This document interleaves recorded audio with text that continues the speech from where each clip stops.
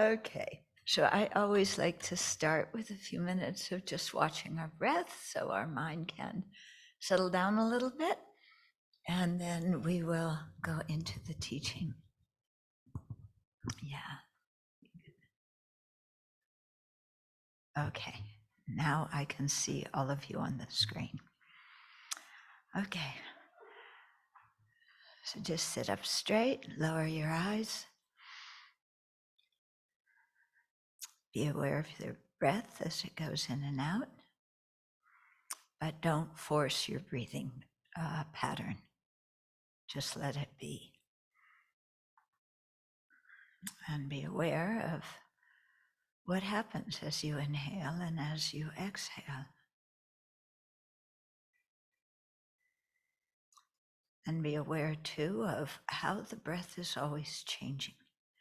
It's not one thing, it's a series of changing moments.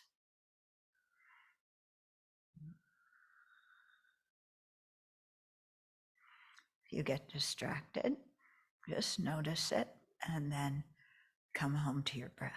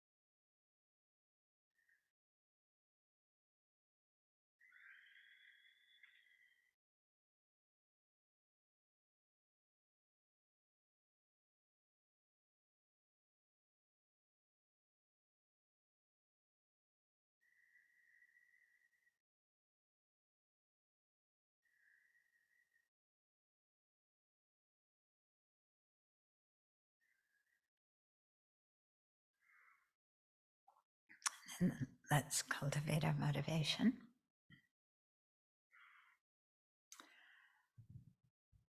So our usual life is involved with chasing after what we want and running away from whatever we don't like or attacking what we don't like. So our lives are a constant push-pull with the external world, thinking that the external world is the cause of our happiness and our suffering.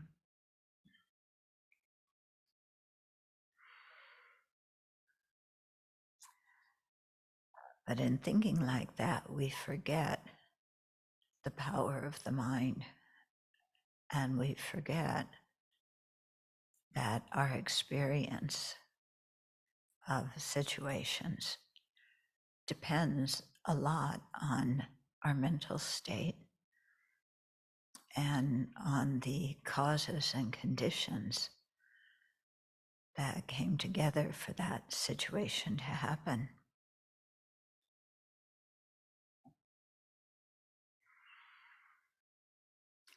And then by focusing so much on ourselves, I, me, my, mine, again and again, we skew our experiences in the sense that we make everything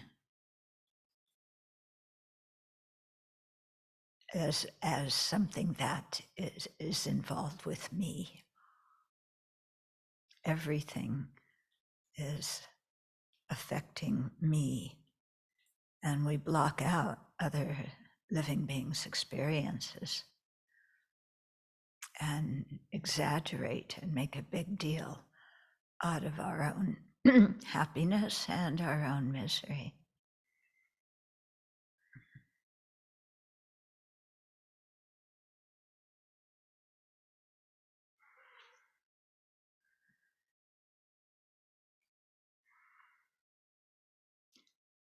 But if we broaden our perspective and open our mind, we see that every living being wants happiness and freedom from suffering.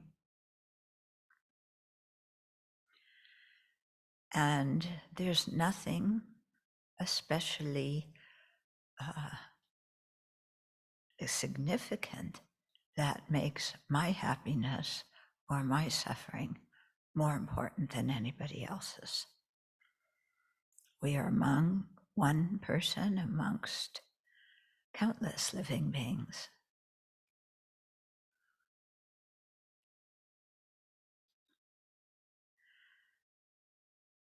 So why just cherish our own happiness and want to push away our own suffering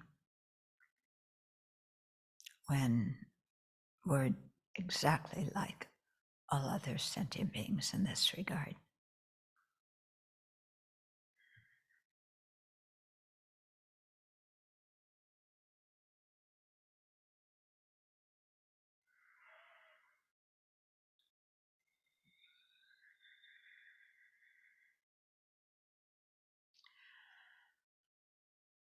So from that kind of perspective, let's generate love, wanting others to be happy, and compassion, wanting them to be free of misery,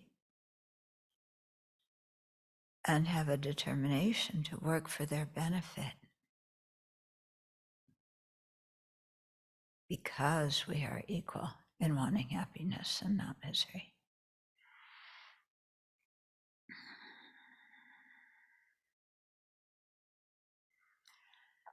And so through our sharing the next period of time together,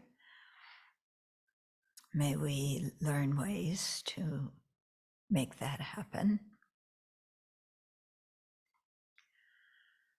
so that we can make a positive contribution to society in general and to the lives of all living beings.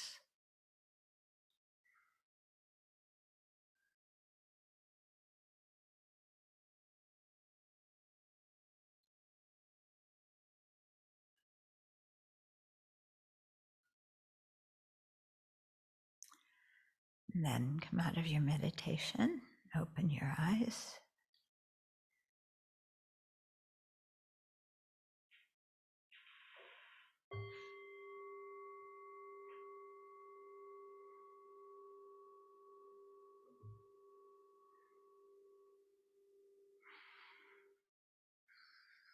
Okay. So, does your mind ever get tight? Like, oh, this is happening to me. This is a horrible problem. This is terrible. I'm overwhelmed. I don't know what to do. Nobody else in the universe has ever felt like I do. This is terrible. Oh, what did I do to deserve this? This must stop altogether. Okay. Have you ever had situations like that? Have you ever had situations of, oh, this is so wonderful. I'm just enchanted. I feel so happy. I feel so good. All my wishes came true. Oh, the universe is beautiful today. You ever had experiences like that? Who's the star of the show of those experiences? Me, isn't it? Me. There's this great big me just happens to be the center of the universe. So everything that happens to me is incredibly significant, so important, more important than anything else that is happening in the entire universe today. Isn't it? Yeah. And the problem with the world is they don't recognize that I am the center of it. Yeah. And they think they're the center of attention. Oh, no wonder we have so many problems. If only people would do what I think is best and follow what I want, then everything would be perfect. Right? Yeah, do you agree? Oh, I see one person nodding. Really? Only one of you think like that? The rest of you are always having compassion for every other one of the countless sentient beings in the universe? Really? Let's try that again. How many of you think that you're the center of the universe? Oh, we got about 5 hands that time.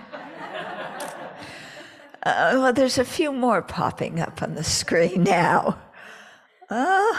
Okay. So, I know you came to this talk. You didn't want to hear somebody talk about how selfish you are. You wanted to hear about light and love and bliss, right? Isn't that why we come to Buddhism? It's like, I just want light and love and bliss and float on a cloud somewhere. Yes, yeah, that's why I came to this talk. Yeah. And instead, this outrageous speaker tells me I'm selfish. Yeah. What is actually more beneficial for you to hear for your growth? Yeah? Is it more beneficial for you to hear light and love and bliss? Or is it more beneficial for somebody to tell you the truth? The truth? Are you sure? We can make up some conspiracy theories, you know? We Americans are very good at conspiracy theories. Hmm? Okay, so, this talk is supposed to be about Tara. Yeah, the liberator. Yeah, so what is Tara liberating us from? Well, one of the things is our self-centered thought. Another one is what we call our self-grasping ignorance, the mental state that misapprehends how we exist and how everything else exists too. Yeah. So, who is this Tara and how's she going to liberate me? It's like, okay, she's called Tara the Liberator. I want to be liberated. I paid my money. Do your work now, Tara. Yeah, it doesn't work like that, This isn't liberation you cannot buy with money. You cannot demand that somebody else liberates you because the cause of our suffering, the cause of our confusion is inside us, and nobody else can crawl inside of our minds, push some buttons, and change our minds and make everything go okay for us. Yeah, we're the only ones who can change our experience. Yeah. So we can sit and stomp our feet and give advice to everybody, how everybody else should change, how we deserve happiness. Yeah, and the world is unfair because they don't treat us properly. We can do that all we want, and what does it get us? Yeah, what does it get us? Now, I don't know about any of you, but I am very good at pity parties, okay? The expression pity parties was given to me by one of the inmates that I write to. I do prison work. And he was talking about staying in his cell, having a pity party, with your lead balloons, feeling sorry for yourself. Yeah. Yeah. So I'm very good at pity parties. Are any of you good at pity parties? Okay, the people in this room are. The people on screen, okay, a few of you. Okay, somebody just raised both hands. That's good. Okay. Yeah, so we throw pity parties. Well, the thing is, yeah, I mean, and the star of the pity party, of course, is me, not anybody else. But we think, if I throw a big enough pity party, or if I'm angry enough and throw things at other people, including my nasty words, that then people will change, the world will change, and everything will go the way I want. Okay? So if I throw a temper tantrum, then everybody will get the point that they need to change and make me happy. Yeah. So I know all about this. I started it at a very young age. In fact, my parents have made a video. Well, they didn't have video in those days. One of those 16 millimeter or 8 millimeter slot, things of me when I think I was maybe 4 years old. And these were in the days when you had skates that had to clip onto your shoes. They weren't the shoe itself. So I couldn't get the skates to clip onto my shoes properly. And I sat on the ground and I stomped my feet and I cried and I screamed. I was so frustrated. And my parents took a movie of it. Yeah. So what did I get out of that temper tantrum? A movie. Yeah, it's not a movie that I think most people want to look at. And it's not even one that I'm particularly proud of, although I'm the star in it. Yeah. So if we really think about our temper tantrums, our our pity parties, we see that they don't really get us where we're going or where we want to go. They just keep us locked in the same thing, round and round and round and round. So what Tara, who is a female manifestation of the enlightened mind, what Tara is telling us, when she teaches us, is you got to change how you look at things. Yeah, that the way you're looking at things is incorrect. And when you look at things in the wrong way, you're going to feel miserable. Yeah? If you change your attitude towards things, then your experience changes. Okay, and then you begin to have some influence over what happens to you in your life, not by bullying people, not by making people feel sorry for you, but by creating the causes and conditions that bring about happiness. So there's this beautiful teaching, okay, in the book, How to Free Your Mind, The Practice of Tara the Liberator. There's a poem. Mm-hmm. Okay. It's Tara, Liberator from the 8 Dangers. And it's this beautiful poem by It's by one of the Dalai Lamas. I can't remember which one. The first Dalai Lama, Gendon Dru. So it's this beautiful poem where he talks about 8 external dangers and then 8 internal dangers. And he couples or correlates the external and the internal dangers. Okay. And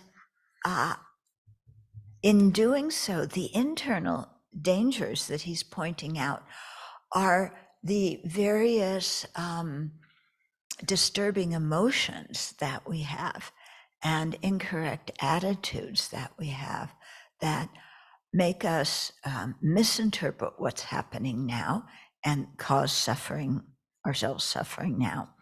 But also they motivate us to do actions, and these actions are karma. They leave a karmic seed, which ripens in terms of the experiences that we have in the world. So our mental afflictions are responsible for our current misery, but they're responsible for our current misery in 2 ways. One is by how we're looking at the situation now, and the second is by what we did in the past that is creating the cause for certain things to happen right now. Okay, so I thought I'd just go through these 8 verses in the poem and explain them very briefly to give you some ideas of how to approach changing your mind, and creating the causes of happiness. So he starts out the poem by talking about the lion of pride. Okay, so the lion is the external thing, the pride is the internal danger. Okay, so the verse reads, dwelling in the mountains of wrong views of selfhood, puffed up with holding itself superior, it claws other being with contempt. The lion of pride, please protect us from this danger. Okay, so you see the imagery here, dwelling in the mountains of wrong view of selfhood. So there's that lion, prowling in the forest.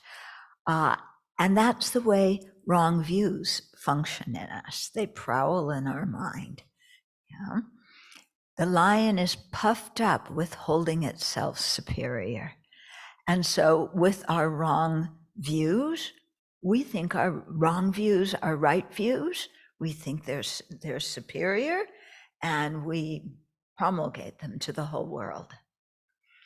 In fact, often we don't even recognize they're wrong views. Yeah, we instead think, well, I think it, so it must be right, because I would never think anything wrong. Okay, it claws other beings with contempt. A lion with its vicious claws.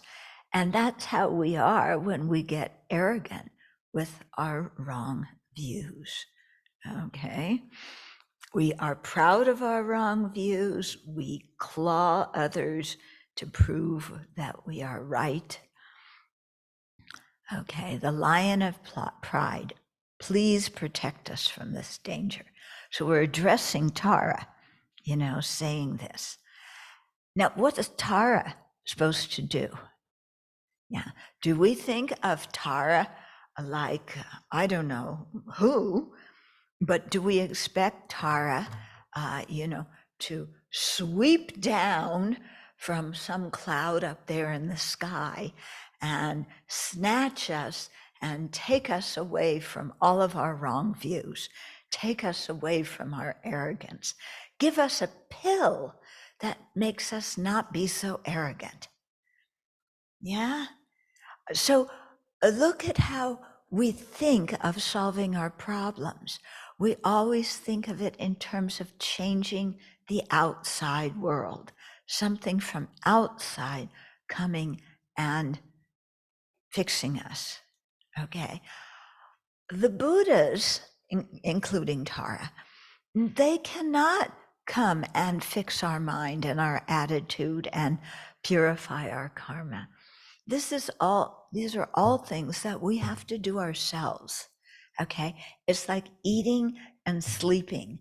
You can't hire anybody else to do it. Yeah. You can't badger or nag anybody else. I think it would be kind of nice, because I'm often short on sleep. If I could get somebody else to sleep for me so I didn't have to spend so much time sleeping, but, I'd still feel refreshed, that would be really good. Wouldn't that be nice?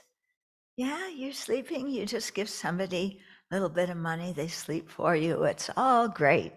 Yeah, you can't do it.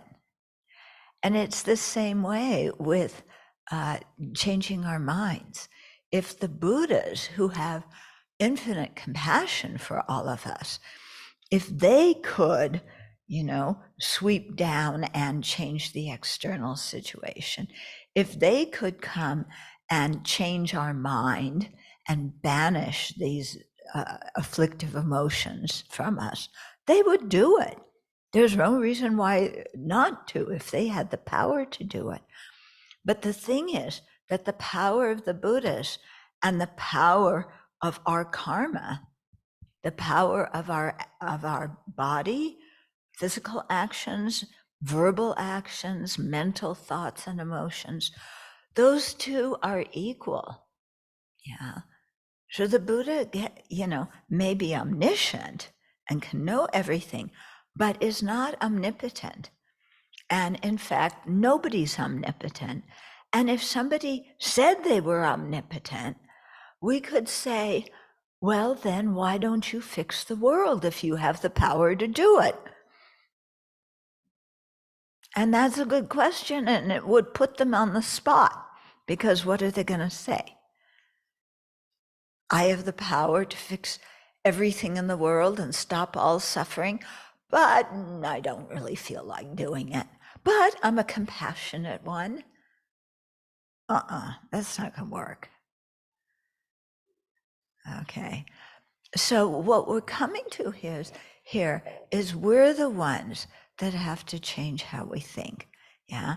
If our arrogance, gets in the way of our living a happy life, well, maybe we have to do something about our arrogance and realize that actually, it's kind of disappointing, but I'm not really the best person in the world. Maybe I'm the second best. I'll go down that much.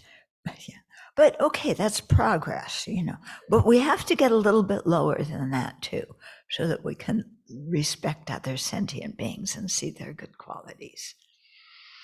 Okay, but we're the ones who have to change our mind like that.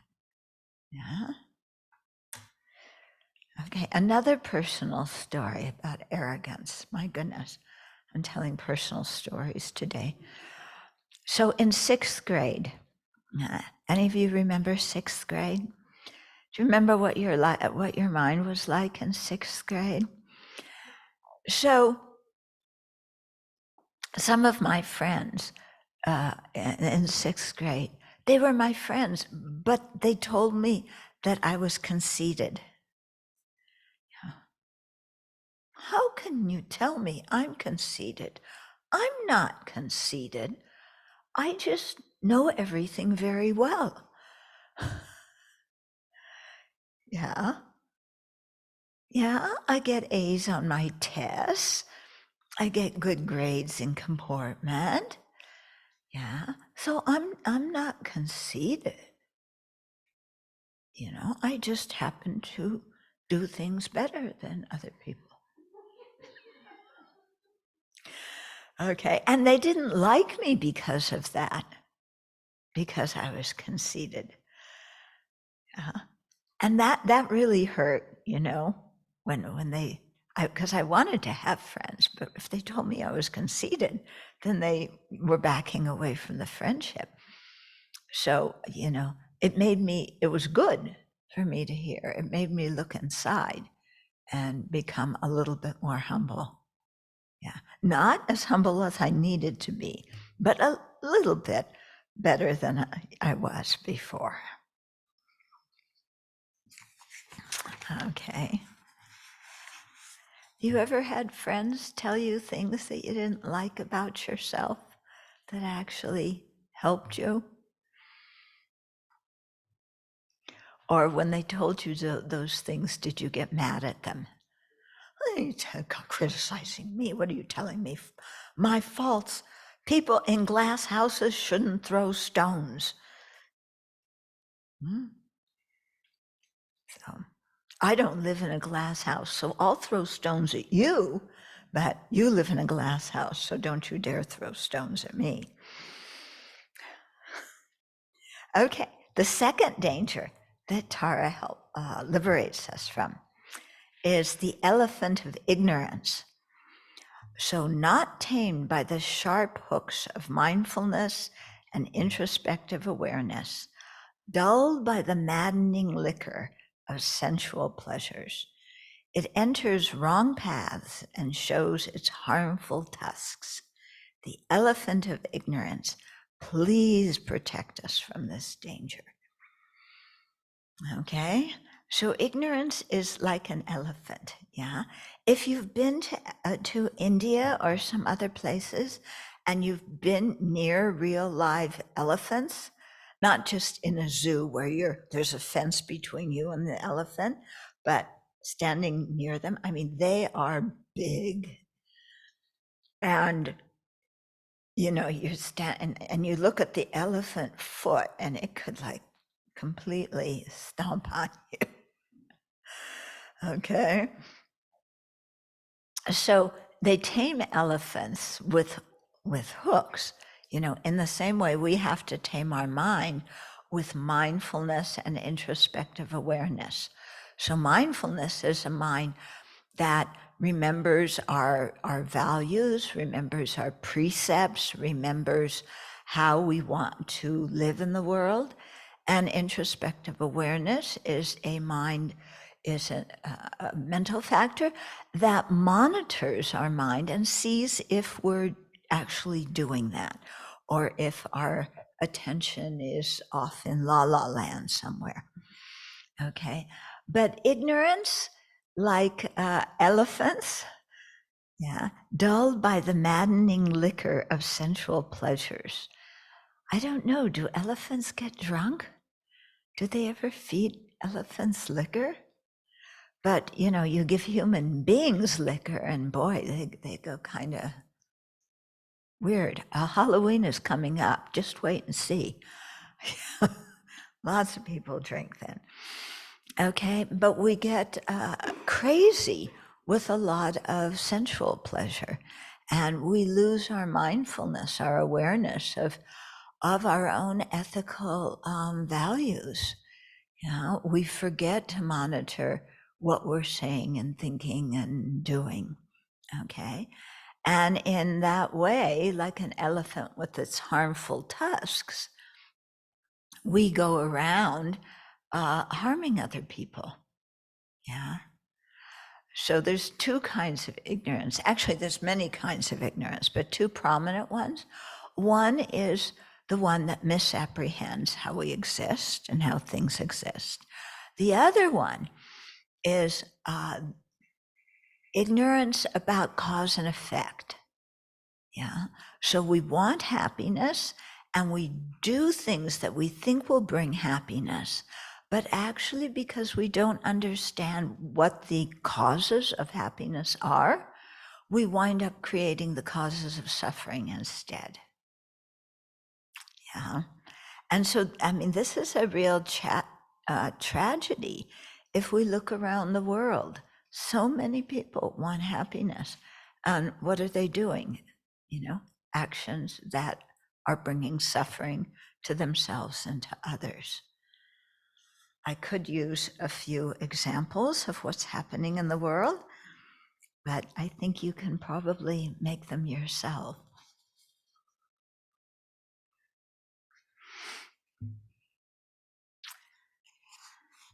Okay, the third danger, the fire of anger. Woo! Driven by the wind of inappropriate attention, billowing forth swirling smoke clouds of misconduct. It has the power to burn down forests of goodness. The fire of anger, please protect us from this danger. So again, calling out to Tara, because we see we have a problem with anger. Okay. Who has a problem with anger? Oh, everybody in this room but two people. Okay.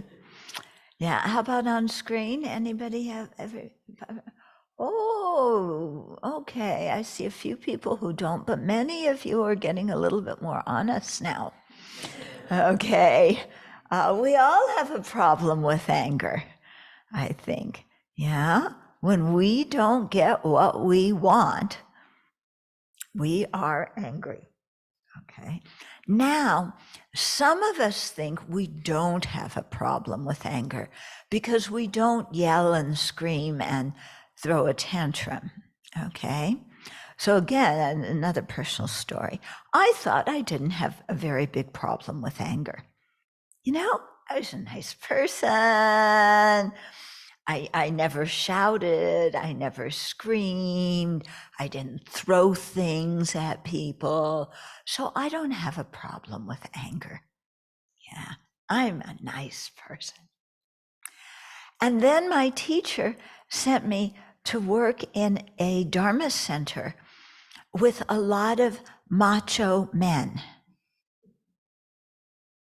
And it was there that I discovered I had a big problem with anger. Okay?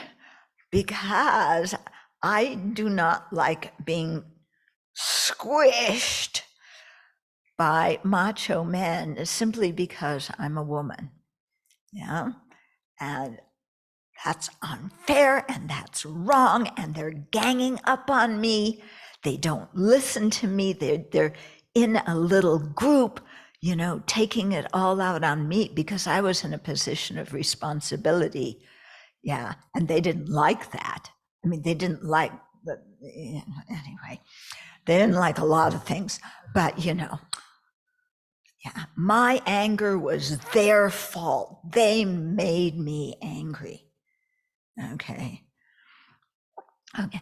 And then, you know, I really had to realize I have a problem with anger. Now, if my teacher had just said, oh, you know, Chodron, you have a problem with anger, I would have said, no, Lama, that's not really, maybe a little thing, but nothing. But then when I was treated like that, oh boy, I got so angry. Yeah. And I had to look at, well, why am I getting so angry? Yeah. And at first it was like, well, they did this and they did that and they did this and that and the other thing and na. And of course, my story. Yeah, whenever we get angry, we have a story, right? And we tell our story again and again and again. And even there's nobody else listening to it, we sit down to meditate on what are we doing? Oh, they said this, and then they looked at me this way, and then they did that behind my back, and then you hear ding, and the meditation session is over. And where was my mind? It was not in meditation. Yeah, it was in, you know, it was just going around, ruminating, round and around, how the world's unfair towards me. Yeah. So, you know, it made me look at what was going on, and especially this idea that other people make me angry, as if anger exists in them and when they say those words or do those actions, that anger is coming towards me because they're making me angry. So anger, it's like COVID, you know, some virus that's coming and coming, and their spiteful, hateful words come, and they hit my ear, and I explode in anger because the anger came from them. They made me angry. I'm just completely innocent and sweet. And, you know, why did somebody, you know, give me the virus of anger? And what I realized was, you know, it's not somebody else making me angry. Yeah. I have the seed of anger, the propensity towards anger in my own mind. Yeah. I cannot control what other people say and do. The only thing I can control is my own mind, you know, and my own actions. But as long as I'm looking and saying they made me angry, and I'm not taking any responsibility for my anger, because it's all somebody else's fault, then I'm trapping myself in my anger. I'm trapping myself in misery. Yeah. And this was a real big thing, you know, to notice. This made me quite humble, yeah, because, yeah, I was certain it's other people who make me angry, and they don't, yeah. And so then I had to look at, well, what is this propensity towards anger in my own mind? What is going on? How am I looking at the world that, you know, I have so many buttons and sensitivities that, you know, my buttons are constantly getting pushed. And I began to see that so much of my anger was because I had certain ideas about the way things should be, and about the way people should treat me, and about how they should treat other people. And I had my whole vision filled with shoulds, how everything should be, what people should do, what they should think. And I could not control the world. And people do what they do.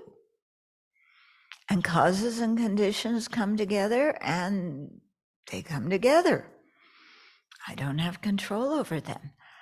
Yeah. But when I cling to my ideas, which, you know, of course, my ideas are always the right ones, because like I said before, I am always right, and I would never have a wrong idea.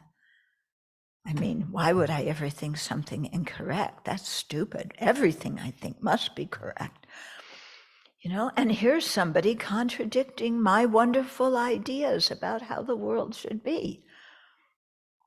And I began to see, the problem isn't them contradicting my ideas. The problem is me holding so much to my ideas of shoulds and ought to be's and supposed to's. Yeah. And when the world doesn't go along with how I think things should be, I get upset. Yeah. So if I have buttons that are pushed by other people, whose responsibility are my buttons? Yeah, my buttons are my responsibility. Yeah. And if I'm so super sensitive about everything, it's like I have a big button sticking out that says, do not push. But somebody walks by and just the movement of their air pushes the button, and I go bonkers. Okay, my buttons are my responsibility. Okay, so I need to work at how I think things should be.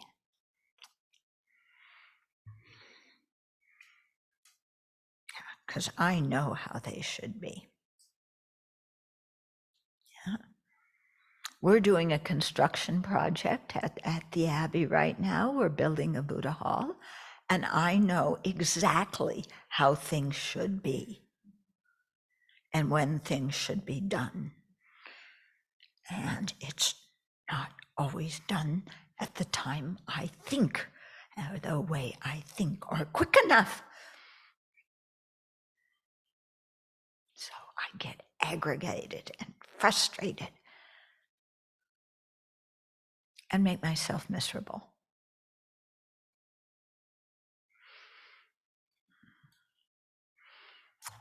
Okay, next one.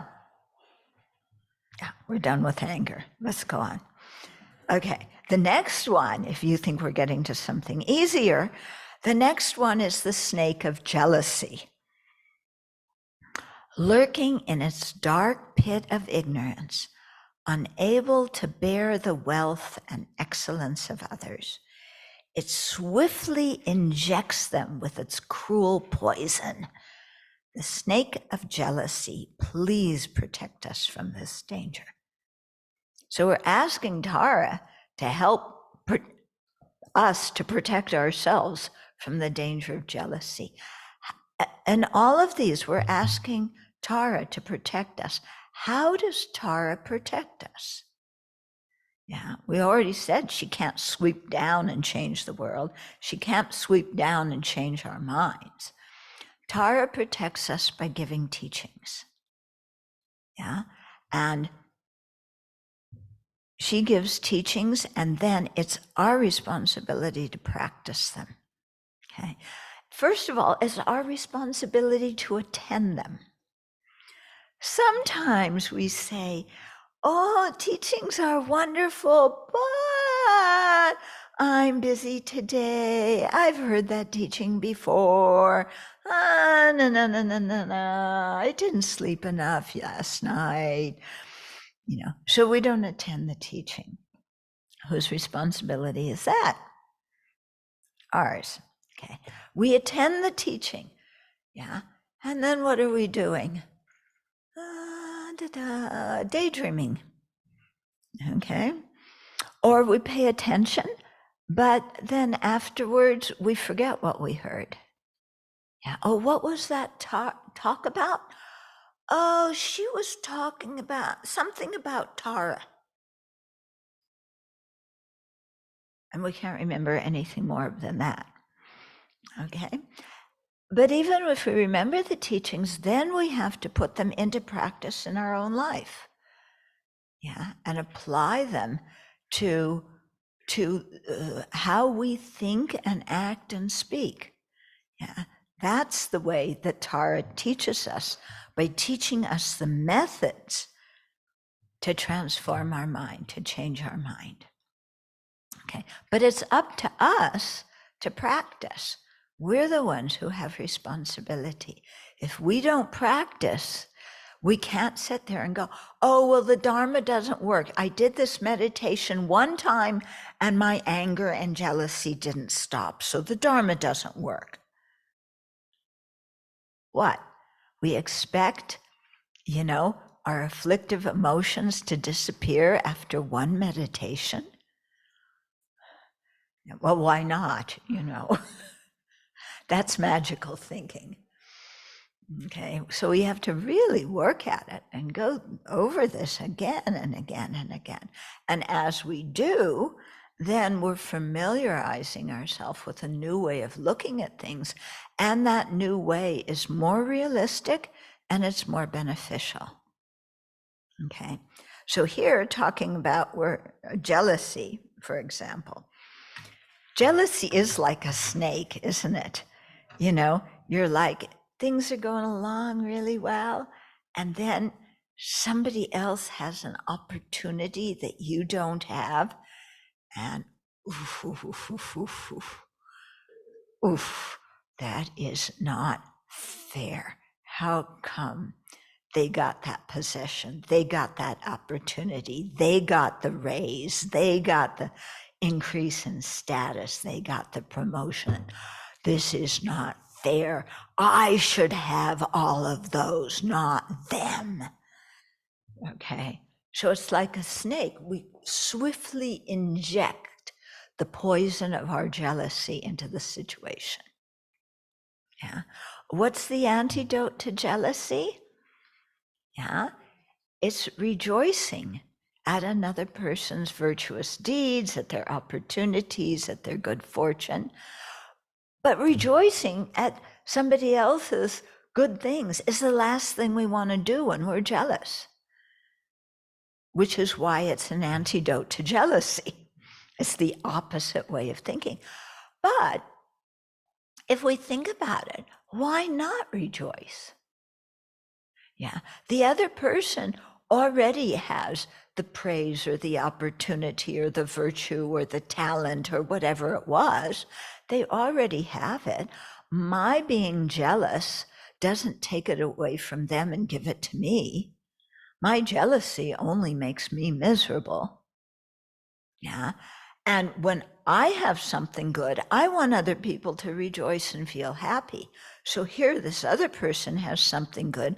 Why don't I rejoice and feel happy for them? Why does everything good have to come only to me? Can't I be happy when good things happen to other people? Okay. So this is something quite important, really learning to rejoice at other people's talents and abilities. And know we have our own unique talents and abilities. Yeah, everybody's different. Everybody has something that they're good at. Yeah. And somebody else has a talent that we don't have.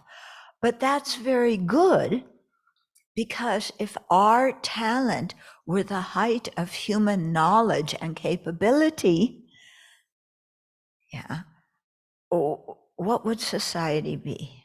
Okay, so the only thing I know about electricity is how to change a light bulb and turn a switch.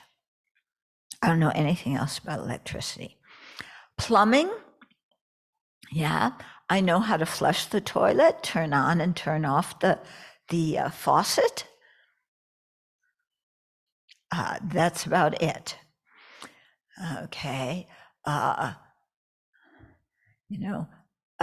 mechanics. Yeah, I know how to turn the key. I know the gas pedal and the brakes and the steering wheel. But if the car breaks, I don't know what to do. Okay. So if I look at everything I don't know, then it becomes very apparent that I'm able to have so many good things, not due to my own abilities and talents, but due to other people's abilities and talents and their kindness in sharing their knowledge and their talents with me and with other people, so that the whole of society can function very well. So why don't I rejoice in other people's knowledge and opportunities? Because it actually enriches my life. Yeah. Because if I were the sum total of the world's knowledge about electricity, yeah, we would all be living in darkness, because I not only don't know how electricity works, but I also don't know how to make candles. And I don't know how to make matches. Yeah, so we would be living in darkness. Yeah, plumbing, forget it. Yeah, I don't know anything about plumbing. We would not have plumbing. No running water, no toilets. Doesn't that smell delicious? Yeah, I'm very glad there's people who know more than me. So, why not rejoice instead of spew the poison of my jealousy all over the world? Okay, the next one is the thieves of distorted views. Okay. So this verse says, roaming the fearful wilds of inferior practice and the barren wastes of absolutism and nihilism. They sack the towns and hermitages of benefit and bliss. The thieves of wrong views, please protect us from this danger. Okay, so here, coming back to wrong views, distorted views again. Okay, and it mentions here in particular absolutism and nihilism. So absolutism is the wrong view that things have their own inherent essence, that they exist objectively out there, totally separate from the mind. Yeah. So that's a wrong view because, if we really dive in and think about causes and conditions, we realize that things do not have their own existence. They cannot set themselves up. They depend on causes and conditions, and they don't exist objectively out there either. Okay. So that's one of the wrong views, that there's an absolute objective everything, including myself. The other wrong view, the big one, is nihilism, which says, well, if there's no objective essence in everything, then nothing exists. Yeah, it is all a dream. It's not like a dream, it is a dream. Yeah. So if nothing exists, I can do what I want because there's nobody else in the universe to hurt. They're all just a dream. There's no living beings and there's no cause and effect. I'm not going to experience the results of my own actions. So, it's a free-for-all. So that's a nihilistic version. So those two extremes get us into a lot of trouble. Yeah. So they are thieves because they take away our opportunity to really learn the Dharma and to transform our mind. Yeah. We could say another one of the thieves, is here's another wrong view, that I am the center of the universe. Yeah. Now, dare I really say that? You're going to go, I'm not the center of the universe. What are you saying? You think you're the center of the universe, but I'm not. Well, check up. Yeah, that might be a distorted view creeping around in there somewhere that steals our happiness.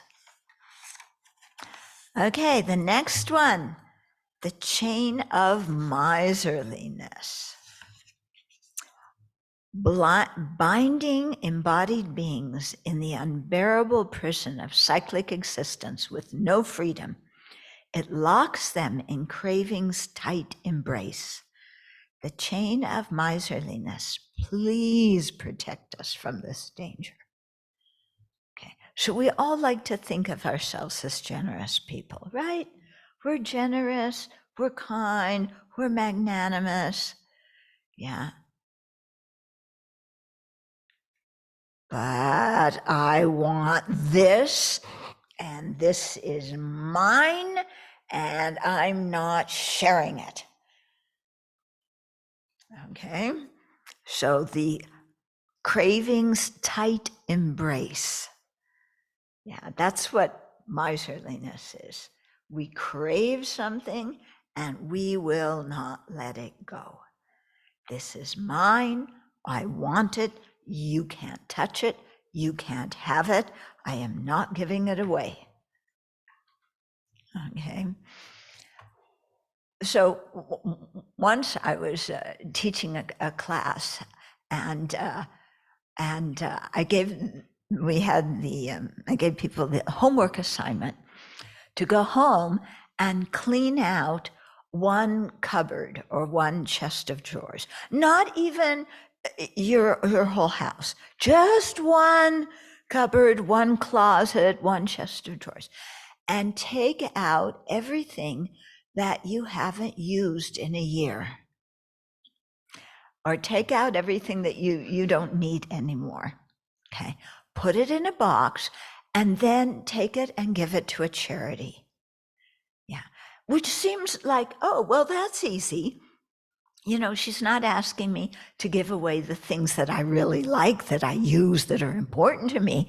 It's the things I don't use, that I haven't looked at in 100 years, 1 year, that aren't really important. And she's asking me, that's a cinch, I'll go do that. People thought. So the next week, people come back to class. And I say, okay, well, what happened with the homework assignment? And some people said, well, I looked at the closet and I saw there's some things that I could give away, but then I got really busy and I couldn't really clean it out. I didn't have time to clean anything out. Yeah. Then some other people say, well, yeah, I was cleaning out this chest of drawers and I saw a T-shirt that I got in Mexico from when I went on holiday to Acapulco. And this T-shirt brought back so many wonderful memories. I forgot I even had the T-shirt. I haven't remembered it, looked at it for years.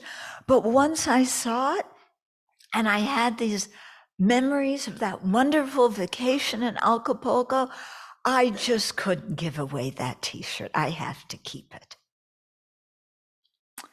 Okay. Then another person said, I did better than that. I went to the closet.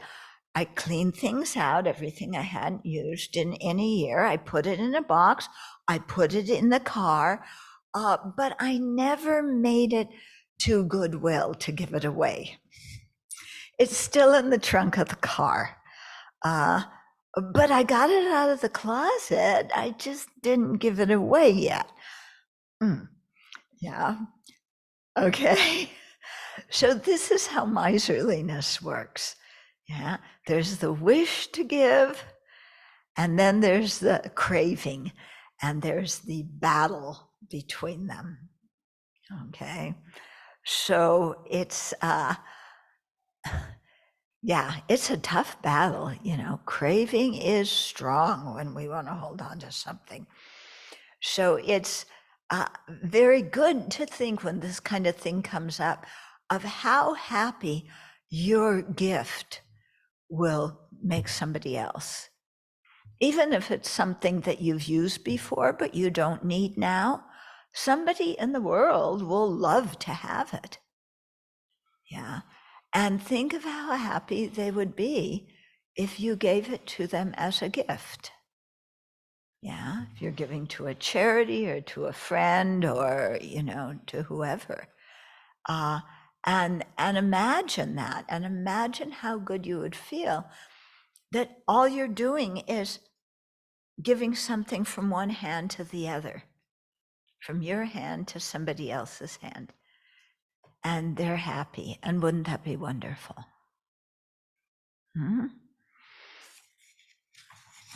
Okay, then the next one.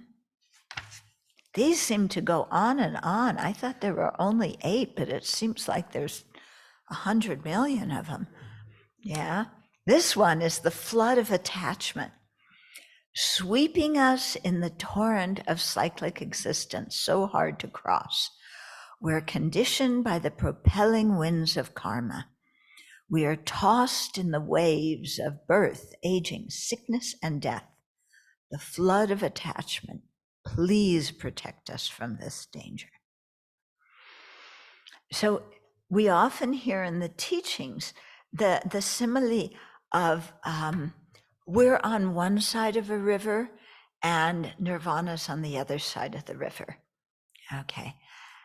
And the river, it's the flood of attachment. Yeah, because they used to say, love makes the world go round. Do you remember that song? Love makes the world. I can't remember the melody, but but actually it's not love that makes the world go round. It's attachment. Okay, it's attachment, it's craving. Yeah, because we want one body after another. We want one identity after another. We want this, we want that. Okay, so there's this river of craving and attachment. Yeah, and it's hard to cross because we're so focused on me, I, my, and mine, and getting what we want. Okay, and so this attachment just sweeps us away. Yeah, we're really like leaves that have fallen in a flood.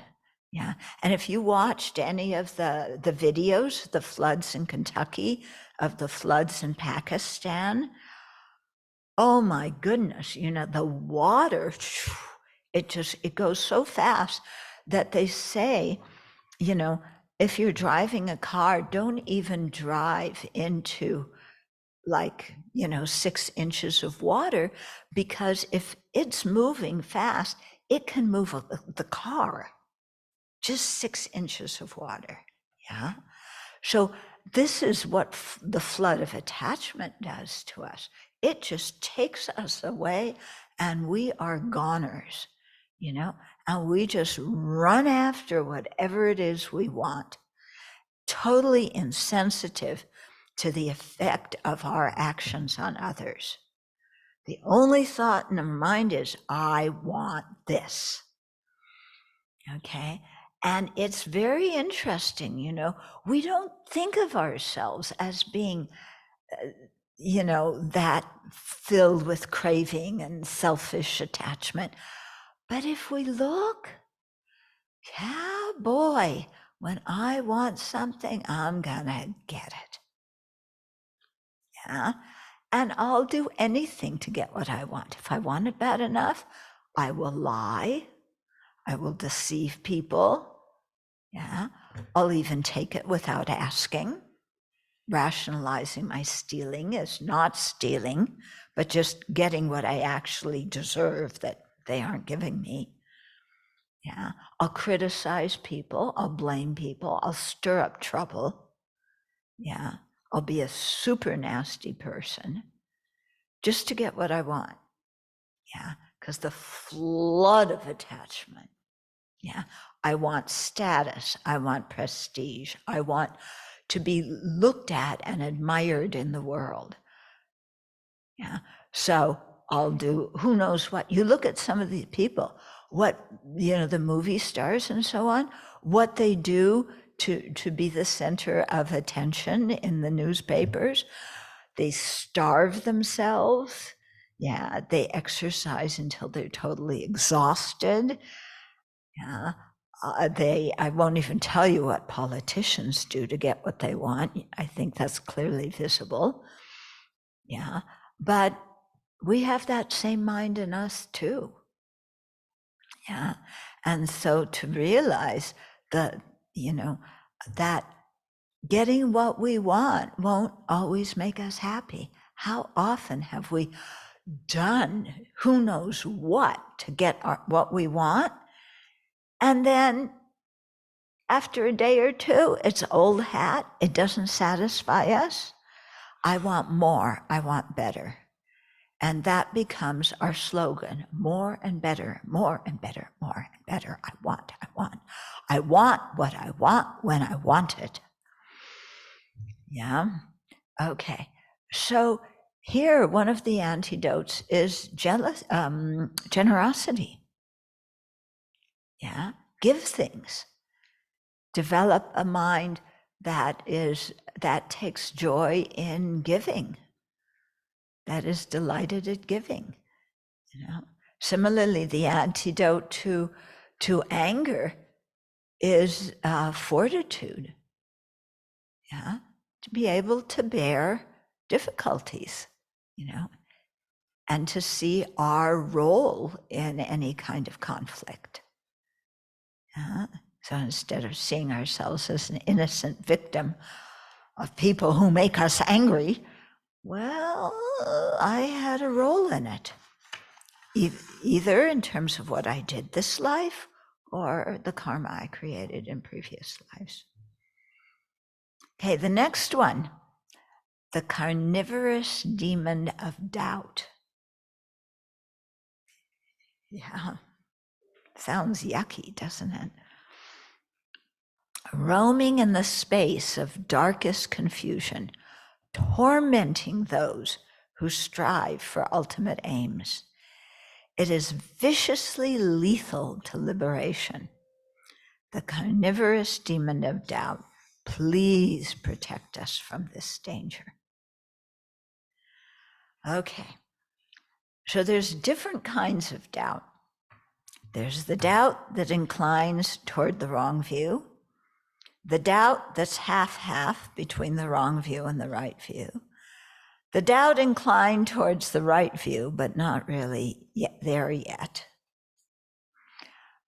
But all this kind of doubt keeps us sitting on the fence. Okay?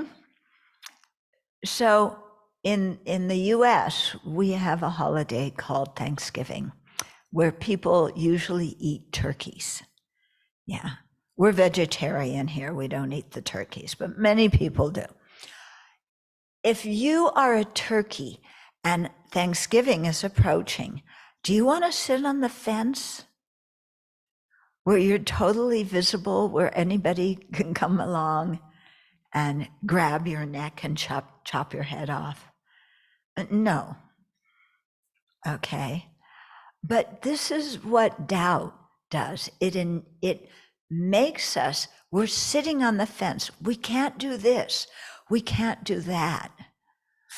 I don't totally believe what the Buddha said, but I don't really disbelieve it either.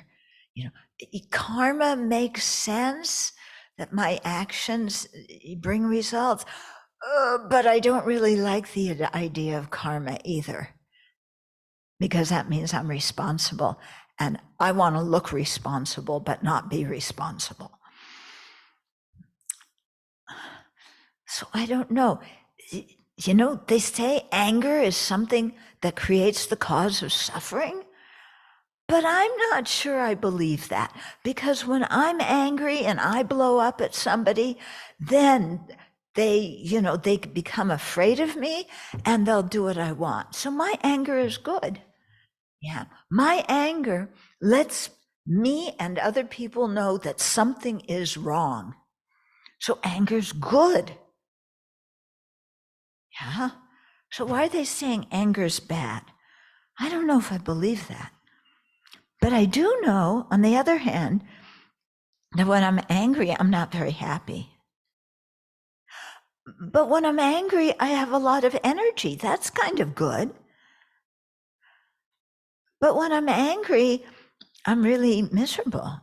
Yeah. So we're stuck there on the fence in doubt.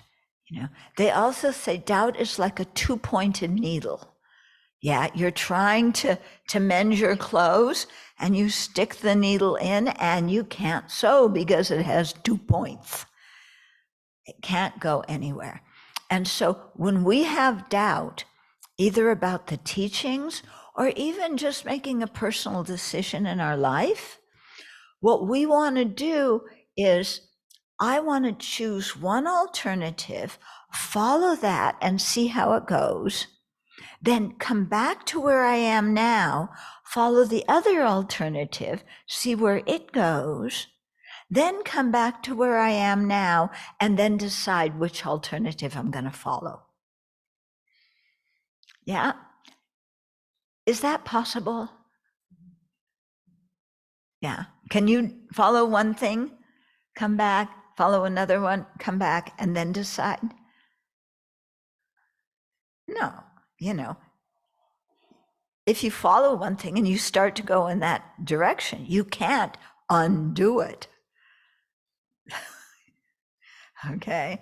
But doubt keeps us in that position where we cannot make a decision, either about what we believe or what we're going to do. Yeah, and it's very painful. Yeah. So to really do something with our doubt, to overcome it, we need to learn and then really think about what we learn and use our wisdom to make decisions. Yeah. Often when we have doubt, we go to other people. What should I do? I have this happen to me a lot. People come to monastics and they think, we should be able to tell them what the best choice in their life is. Somebody came to me one time and said, I've been dating this guy for a long time. Should I marry him? I asked one Lama and he said yes. And then I asked another Lama and he said no. What do you think? Should I marry this guy? How am I supposed to know? How am I supposed to know if you should marry him? That's your decision. I don't even know the guy. I don't even know you. And even if I did know both of you, I'm not a yenta. I'm not a matchmaker. Okay? So, yeah. So, to really look at our doubts and learn and think about things deeply so we can make good decisions. Okay? So Tara is the one who gives us all this kind of advice in the form of Dharma teachings so that we have the methods to really look at the situation in a realistic and beneficial way, change our approach, change our actions, change our speech, and begin to create the causes for happiness instead of going round and around creating the causes of misery. Yeah. But sometimes Tara gives us advice that we don't want to hear. Okay? Because if we follow the advice, it means we have to give up something, and we're very attached to that something. So, okay, Tara, thanks for the advice, but, and then we have a reason why we're not going to follow it. Yeah. So then Tara gives us some other advice, thinking maybe that'll help. And we say, yes, that sounds good, but. And at that point, maybe Tara says, what can I do with this one? Everything I say, their response is, yes, but. Okay. Now, the thing about Tara is, when we try and help people and they say, yes, but, at a certain point we go, okay, forget it. I'm not going to say anything more because it doesn't get anywhere. And I'm just frustrated. But Tara doesn't get frustrated, thank goodness. So she doesn't walk out on us. She stays there.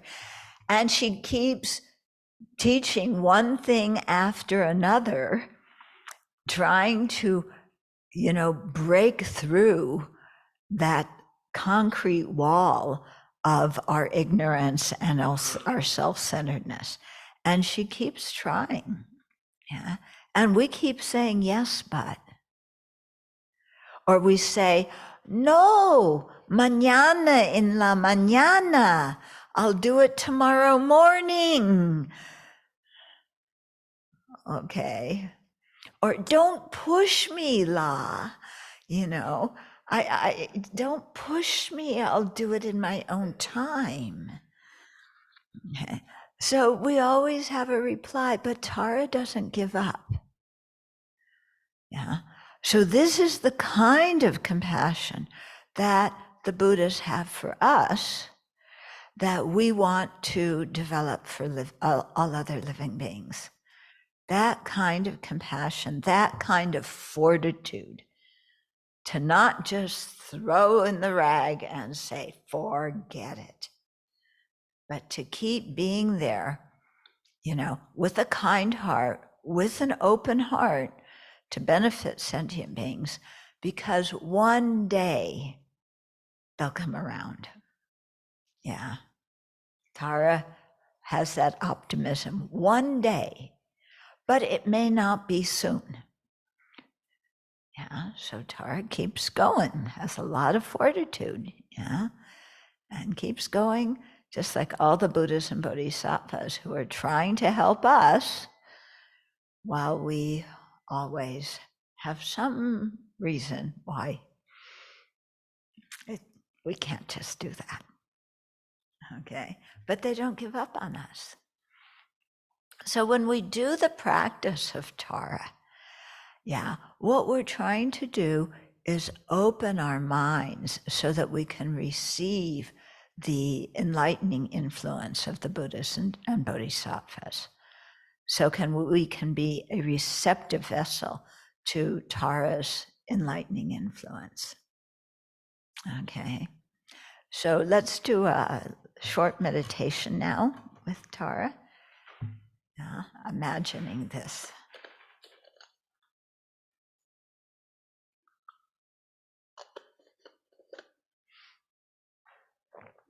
Okay, so come back to your breath. Let the mind settle.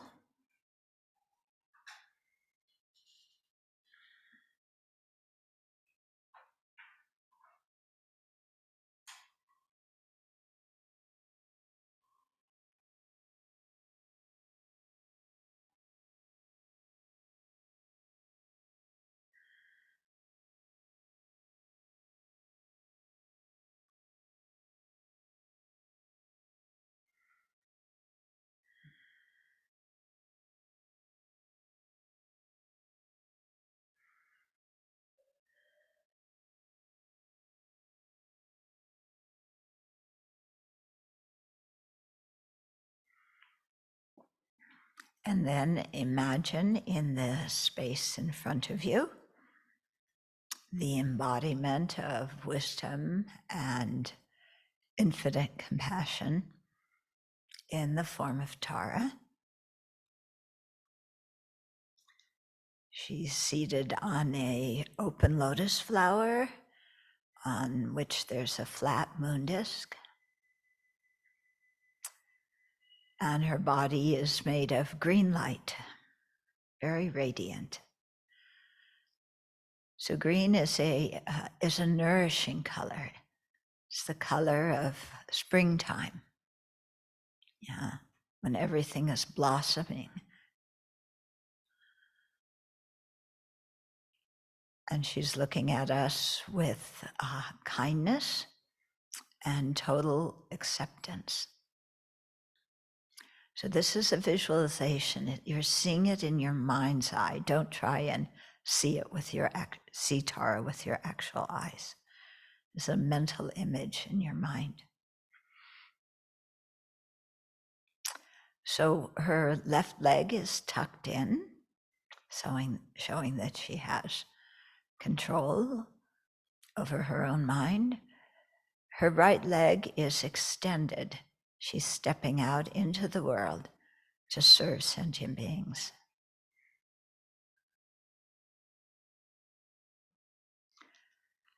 Her left hand is in her heart, holding the stem of a lotus flower, totally unthreatening, gentle, soft like the lotus petals. And her right hand is on her knee, extended outward, again, sending out a helping hand to sentient beings.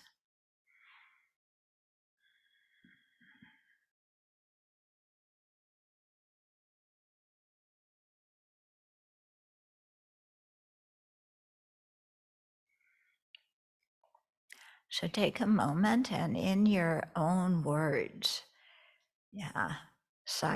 silently talking,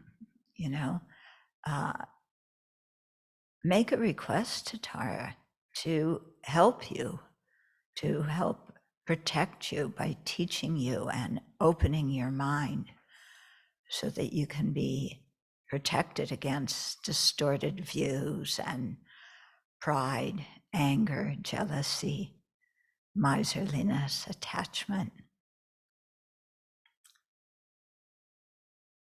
Okay. So in your own words, yeah, kind of make that request for her enlightened influence to help you overcome these impediments so that you can develop a heart that is full of the same kind of infinite love and tolerance and compassion that she has, and a heart that knows how karma works, the conventional cause and effect, and knows also how things ultimately exist.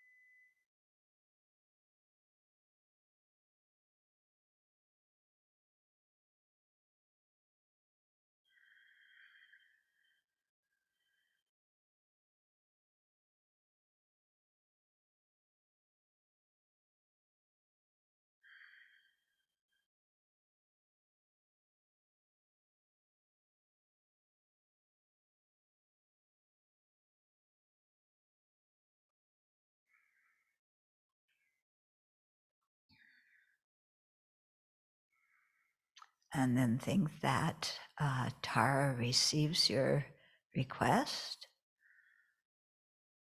and wants to help. So from her heart, green light radiates, and that green light is the nature of all the excellent qualities that you want to develop in yourself. And the light is also the nature of a very pure mind, one that's free of those 8 dangers.